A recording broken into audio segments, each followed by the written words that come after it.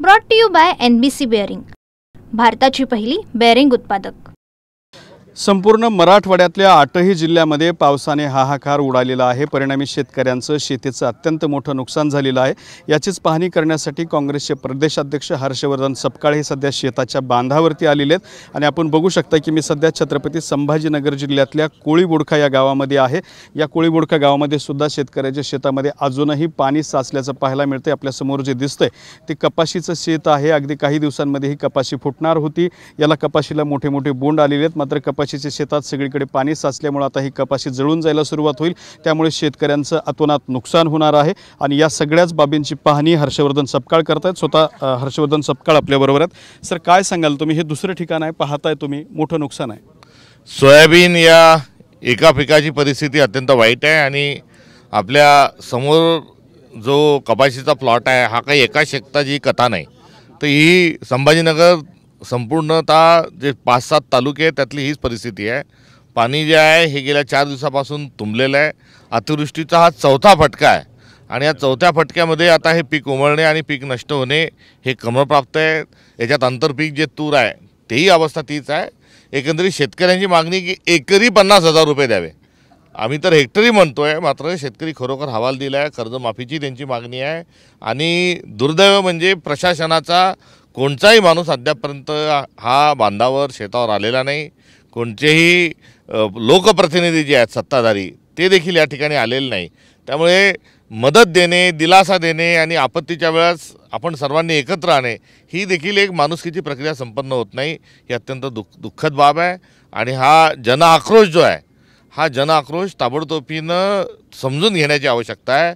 माझी मुख्यमंत्र्यांना विनंती आहे की या परिस्थितीमध्ये शेतकऱ्यांना निसर्गाच्या हवाली करू नका। यांना ताबडतोबीनं दिलासा देणारा शासन निर्णयच नव्हे तर येणाऱ्या 24 तासात 47 तासात दसऱ्याच्या पूर्वी या सगळ्यांच्या खात्यात कोणची कमाल मर्यादा न राहता हेक्टरी 50,000 रुपयाची रक्कम ताबडतोबीनं आपण जमा करावी। याशिवाय दुसरं काही या ठिकाणी आम्ही या निमित्ताने बोलू शकत नाही।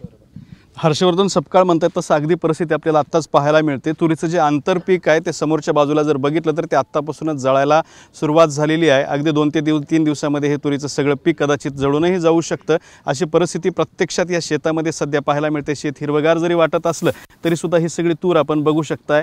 उजव्या बाजूची ती जी आहे आंतरपीक तूर ती सुद्धा या ठिकाणी जळत असल्याचं चित्र सध्या या ठिकाणी समोर आपल्याला पाहायला मिळत आहे। पुन्हा एकदा हर्षवर्धन सपकाळ यांच्याकडे जातोय। सर, आत्ता ही पिकं जळत आहेत, मात्र अजूनही ओला दुष्काळ जाहीर केला जात नाही। शेतकरी मात्र घसा कोरडा करून ओरडतात की ओला दुष्काळ जाहीर करा।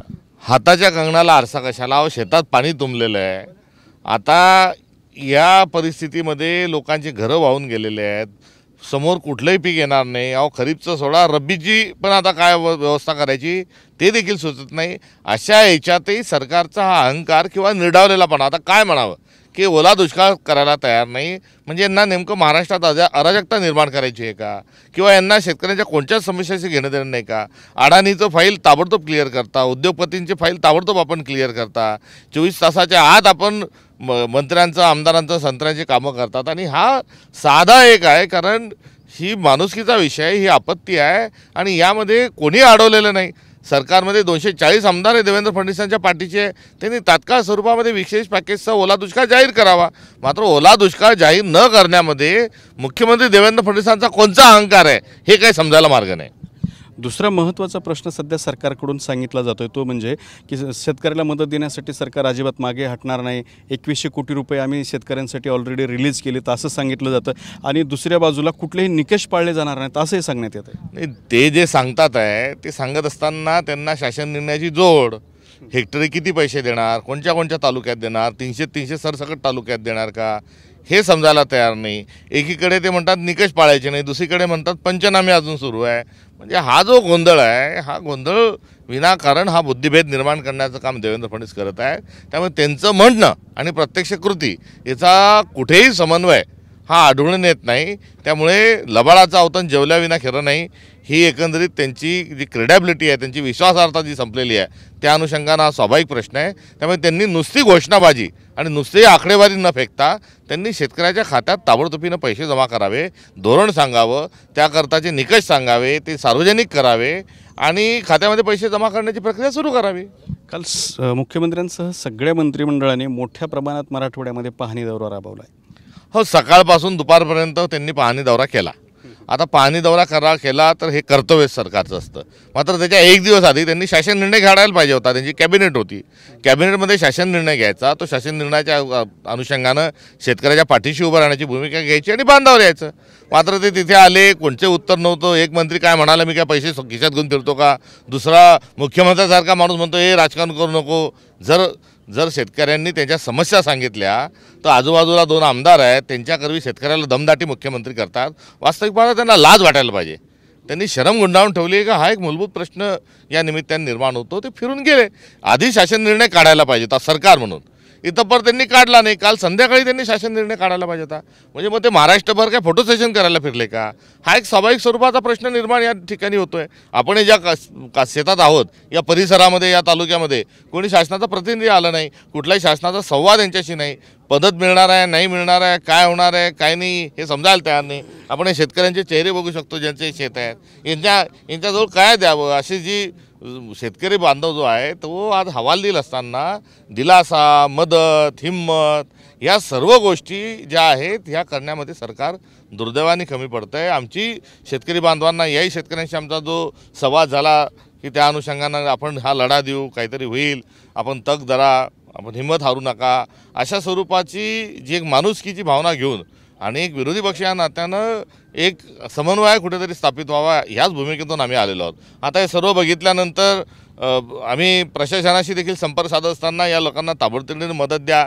कुठलंही प्रसिद्धीपत्रक निघायला तयार नाही, पेपरमधून कोणत्याही शासन निर्णयाची माहिती नाही, मंत्र्यांचे फोटो आता किती पाहिजे आणि कशाला पाहिजे, हा एकच मूलभूत प्रश्न या निमित्ताने उपस्थित होतो. काल अजित पवारांचं एक वक्तव्य आलं ज्याच्यावरून आता टीका होते. ते म्हणतात की परंड्यात नुकसानाची पाहणी करत होते. ते म्हणतात की आम्ही गोट्या खेळत नाही, काय करायचं ते आम्हाला कळतं. लाडक्या बहिणींना 45,000 कोटी देतो, पैशाचं सोंग आणता येत नाही. म्हणजे तुम्हाला काय म्हणायचं आहे? म्हणजे एक तर तुम्ही तुमचा 70,000 कोटी रुपयाचा भ्रष्टाचार लपवण्याकरता तुम्ही स्वतःचा पक्ष, स्वतःचा परिवार बाजूला ठेवून आलेला आहात. तुम्हाला भोपाळमध्ये पंतप्रधान धमकी देतात 70,000 कोटीचा घोटाळा झाला आणि अटक करणार. तुम्ही त्याच्यात 7 दिवसात पक्ष सोडता, या पक्षात येता. आता तुमच्यावर अनेक ईडीच्या आणि सगळ्या नजरा आहेत आणि तुमच्याजवळ पैशाचं सोंग कसं आणायचं आणि पैसे कुठे ठेवायचे आणि पैसे कसे उभारायचं याची सर्वात जास्ती चांगली माहिती अजित पवारांनाच आहे. आणि ते जे बोलतात आहे की आम्ही लाडक्या बहिणीला एवढे पैसे देतो, म्हणजे ते सांगतात आहे की आम्ही तुम्हाला पैसे देतो. ही देखील सरकार या नात्यानं सेवा करत असताना आम्ही लाडक्या बहिणीवर उपकार करतोय हा त्यांचा इशारा आहे.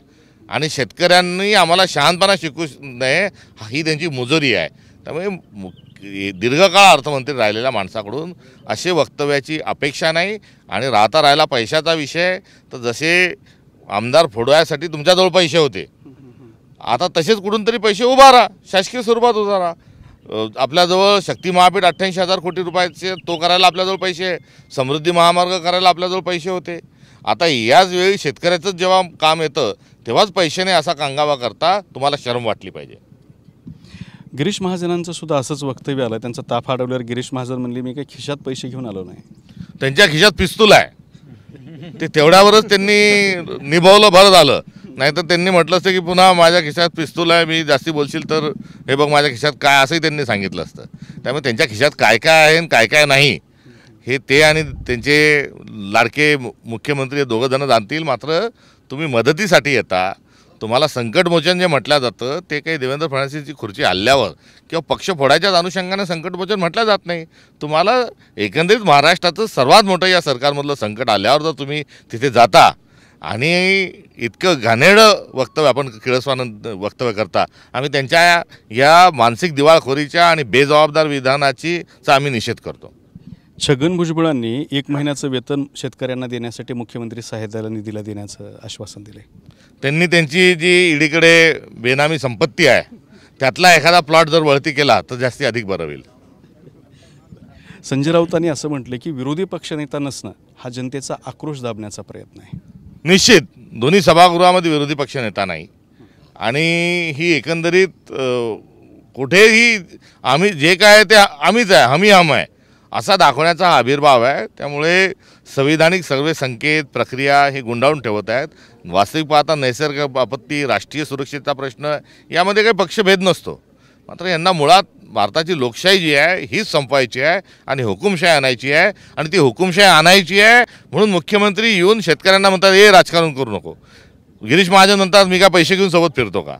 आणि 1 महिन्याचा पगार देण्यासारखी ज्या काही घटना घडतात आहे किंवा अजित पवार जर सोंग आणता येत नाही असं सांगता येत का, हे सर्व एकंदरीत याची गोळाबेरीज केली तर आपल्याला अराजकतेच्या माध्यमातून लोकशाही डुबत असताना हे हुकुमशाहीकडे घेऊन चाललेले आहेत। एवढ्या संवेदनशील विषयात शेतकऱ्यासारख्या पवित्र एक मदतीचा विषय बाजूला ठेवून हे जर त्या संदर्भामध्ये जर निष्क्रिय स्वरूपामध्ये निर्डावलेपणा आणत असतील, बेशरमपणा जर जोपासत असतील तर यांना हुकुमशाहीकडे आपला देश घेऊन जायचा आहे हे स्पष्ट संकेत या निमित्तानं आपल्या सगळ्यांच्या समोर येऊन टाकलेले आहेत।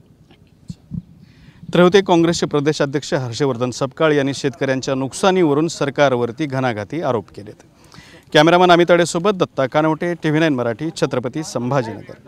Brought to you by NBC bearing, भारताची पहिली बेअरिंग उत्पादक।